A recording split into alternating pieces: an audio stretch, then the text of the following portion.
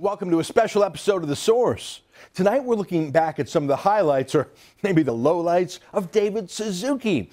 Back in September, he flew down to Australia to appear on their Australian Broadcasting Corporation, that country's state-owned broadcaster.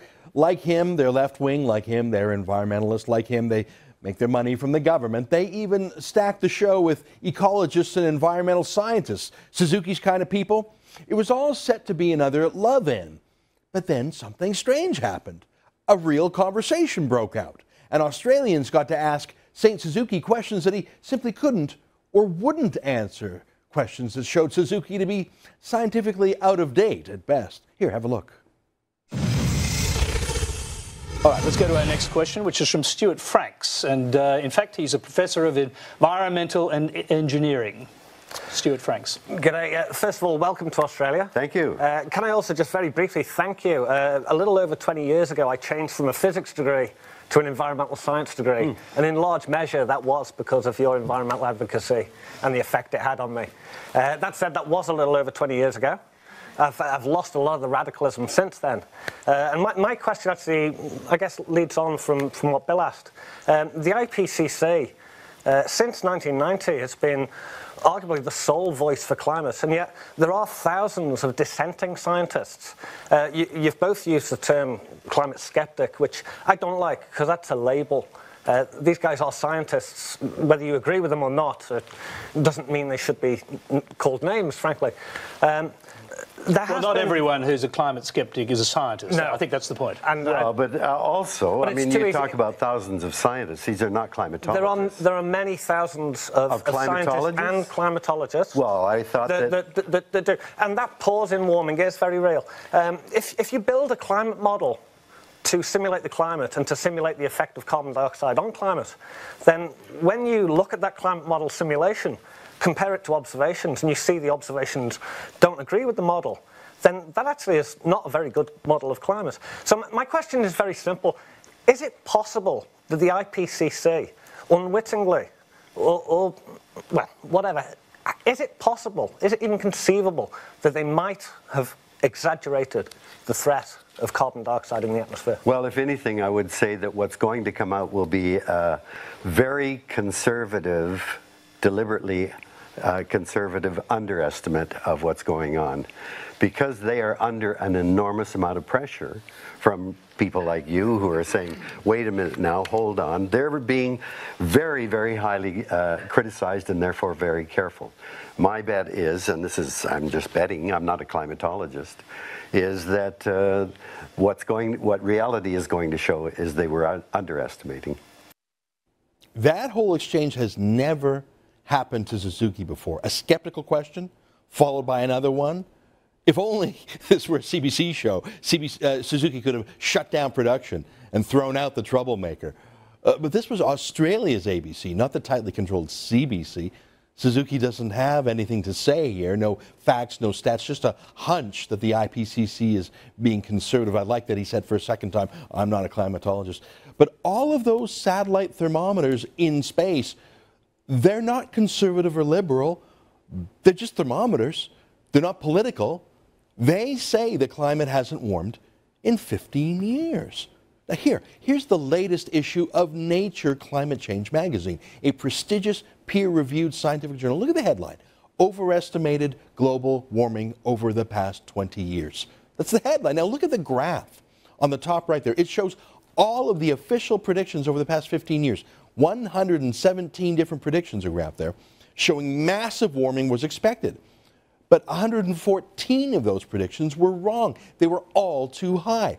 The red lines on this graph show actual observed temperatures over the past 15 years. 0.05 degrees per decade.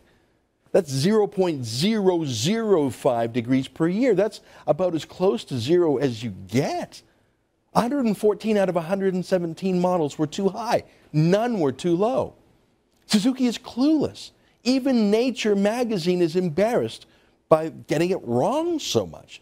If it wasn't clear already, though, it's pretty clear now. David Suzuki just doesn't read scientific journals. He's not a climatologist. We heard his excuse on the ABC show, an excuse he's made a few times in this episode, but he doesn't even have a layman's interest in climate facts. He just has his politics. He knows he makes plenty of money out of giving a global warming is happening speech. Of course, he's not going to listen to any facts to the contrary. But if you can believe it, the ABC, the Australian Broadcasting Corporation, still wasn't done with our Canadian saint. He was very polite, this Tony Jones. But I think he was genuinely shocked by how clueless this so-called expert was. I maybe think he was even a little mad and was starting to play around a little bit with Suzuki to see just how hollow a man he was. Here, take a look. David, the IPCC's consensus building process is problematic in some respects. This must be unbelievably boring, but... It's problematic, though, when individual scientists or groups of scientists come out and say they do not agree with the consensus. Well, the groups of scientists are generally not climatologists. I mean, these, and if you look, it's been very, very well documented in Merchants of Doubt by Naomi Oreskes and Jim Hogan's, what was it, Climate Cover-Up, that when you look at the skeptics or the deniers or whatever we want to call them, the people that really don't believe the evidence is there, many of them, in fact, are being supported by the fossil fuel industry. And what you have is a small number of people, and we in the media are complicit in a lot of this. My favorite part is the beginning where he says, oh, this is all incredibly boring. You don't want to talk about this. Yeah. Actually, David, to the rest of us, the people you want to pay carbon taxes, the people you lecture to us about reducing our use of energy while you jet to Australia and enjoy 3 luxury homes, to the rest of us, this is actually very interesting indeed. And to the Australian Broadcasting Corporation, it seemed interesting too. So Suzuki stops pretending to be a scientist now. That obviously wasn't working for him. And he pivoted. He went full-out politician. He started accusing critics of being bought and paid for by fossil fuel lobby groups. Uh-oh. Then this happened. All I can say is I am a scientist. I started off, I got into this because I did believe in it. And through that process of looking at the science and being objective, not emotional, and certainly I'm not funded by big coal or big oil. My car's 20 years old. It cost me $3,000. I am not a rich man. I'm not funded to say the things I do. It is actually a belief in science rather than a belief in, well, you're running in counter, pure environmentalism. You're running counter so to the vast majority of climatologists. And I'm wondering what's the source of your information? What makes you so able to see what they can? I go to conferences. I talk to climate scientists. We actually do all agree that CO2 has had a role. Where we all disagree, and you only have to look at the models themselves disagree, is whether it's going to be catastrophic or not into the future. That is actually a different question. So okay, it's about objective I'm just going to interrupt you. That man, Stuart Franks, is a better scientist than Suzuki is.